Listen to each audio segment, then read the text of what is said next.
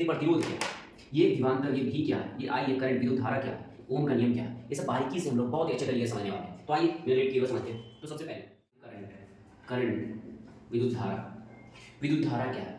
तो आवेश प्रवाह की दर को क्या से बोलते हैं? विद्युत धारा। आवेश बोले क्यू बटे टी, मतलब कितना आवेश, क्यू को यहाँ पे बोलते हैं आवेश। तो कितना आवेश प्रवाह होगा, इसी को हम लोग क्या से बोलते हैं? करंट।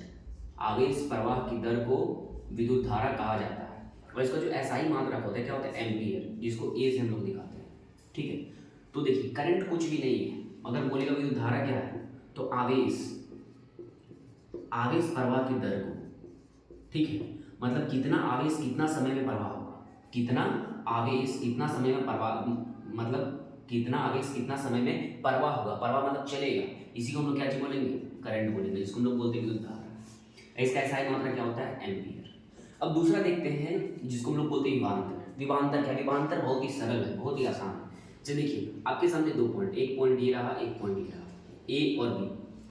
अब आपके पास एक यूनिट आवेश है, एक यूनिट आपके पास क्या है? आवेश है, ठीक है।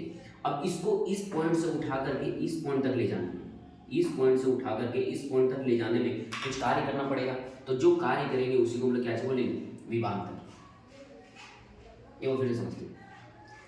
एक विद्युत आवेश को, ठीक है, एक विद्युत आवेश को एक पॉइंट से उठाकर दूसरे पॉइंट तक ले जाने में जितना काम करना पड़ेगा उसी को क्या बोलते हैं हम लोग? विभवांतर। कुछ नहीं, सिंपल सा, इतना ज़्यादा समझेंगे, अगर ज़्यादा दिमाग को जोड़ देंगे समझ में नहीं आएगा। सिंपल समझना, आपके पास एक यूनिट चार्ज है, एक यूनिट आवेश है, इसमें यहाँ से उठाना है, यहाँ लेके जाना है, जो भी काम करना पड़ेगा उसे क्या बोलेंगे हम लोग? विभवांतर बोलेंगे, सॉरी उसी को हम लोग क्या बोलेंगे? विभवांतर। खत्म हो गया। ये ओम का नियम, यही सब दोनों से मिलकर बना। अब जो देखिए सिंपल यही समझ लेते हैं, सिंपल सा लॉजिक एकदम। ए है और यहाँ पे बी है, सिंपल। अगर आपके पास एक क्या है, आपके पास अगर एक यूनिट चार्ज है तो इसको ले जाने में क्या चाहिए होगा? कुछ भी, जो भी अगर विभवांतर लग रहा है तो थोड़ा सा कम लगेगा। अगर इसी को बढ़ा दे, इसको बढ़ा के अगर 2 कर दे तो हो सकता है विभवांतर थोड़ा सा क्या चलेगा? ज़्यादा। अगर बढ़ा के इसको 3 कर दे, मतलब 3 यूनिट आवेश को यहाँ से उठा करके यहाँ ले जाना, कितना?